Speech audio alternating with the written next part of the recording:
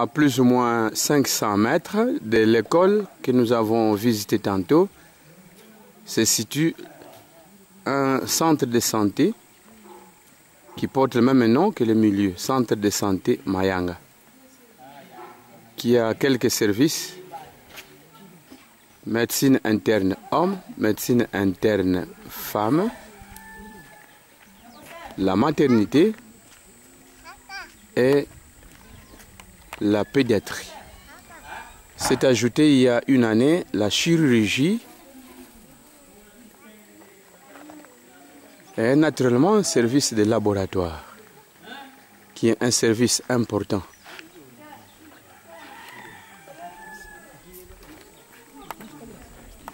Derrière nous se trouve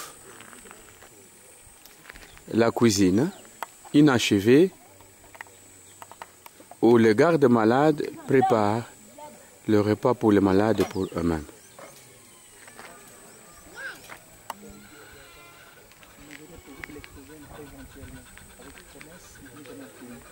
Oui. La maison au fond, c'est une maison préparée pour accueillir un groupe électrogène, mais qui n'ont jamais obtenu. C'est toujours sur promesse. Donc ces centres fonctionnent sans électricité. Vous comprenez les conséquences. Parmi les patients, cet enfant qui, quelques temps après, a essayé de recouvrir santé. Le laborantin que nous interrogerons tantôt, qui nous dira un peu avec quelles difficultés ils essayent de découvrir et diagnostiquer, d'aider les médecins à mieux diagnostiquer pour de meilleurs soins. Ici, des malades et des gardes malades, assis à même le sol.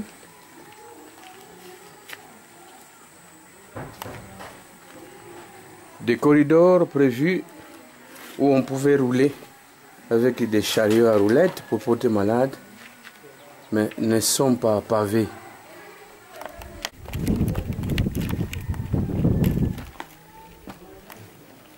Le long de l'autre bâtiment, de nouveau, un corridor bien battu qui ferait bel office aux malades pour se reposer et pour circuler facilement de la salle d'op à l'autre. Mais de nouveau,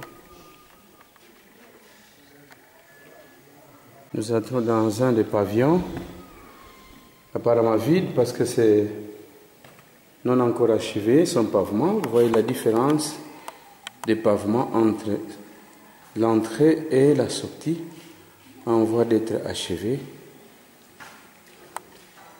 avec quelques lits. On a dû déménager malade pour essayer d'achever cette salle. Médecine interne femme, ou plutôt la pédiatrie, avec quelques lits.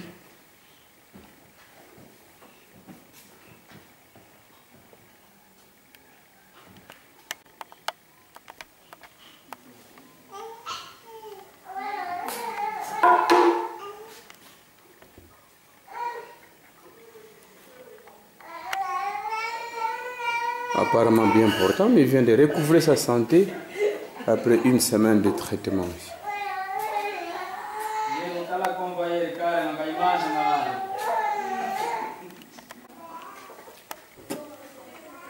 Tous les corridors, parce que comme on a vu, le centre se trouve en forme de U et tous les corridors attendent.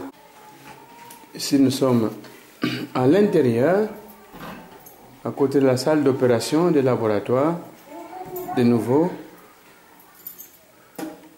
le plafond existe, mais qui demande à être peint pour une certaine propriété, et le sol n'est pas encore pavé.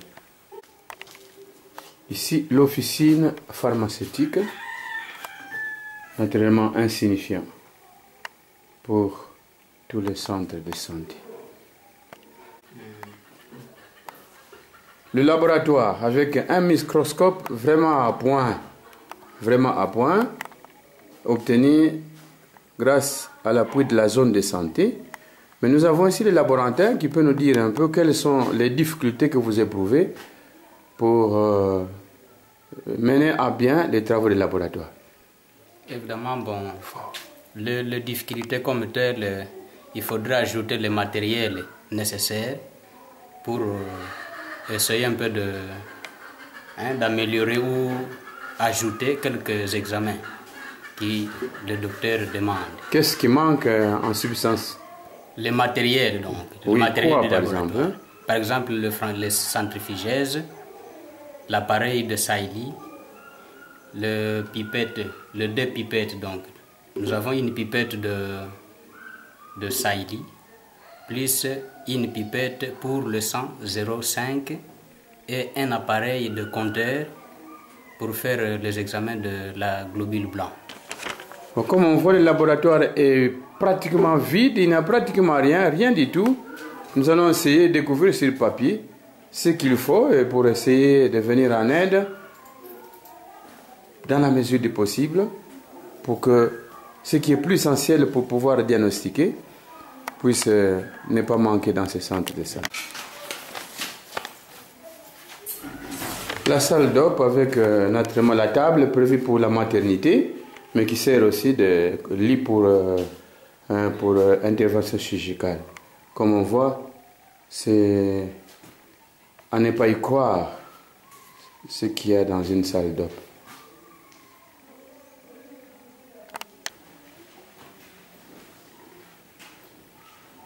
Donc les salles, comme on avait dit, les différentes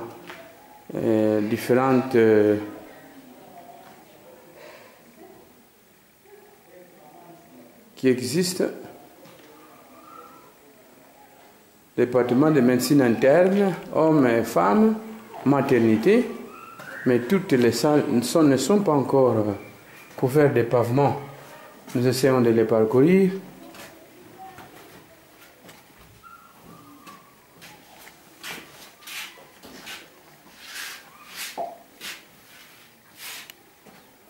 Si le garde malade est obligé de dormir à même le sol, toutes les salles ne sont pas encore pavées. Un grand effort à fournir encore pour pouvoir paver ces salles.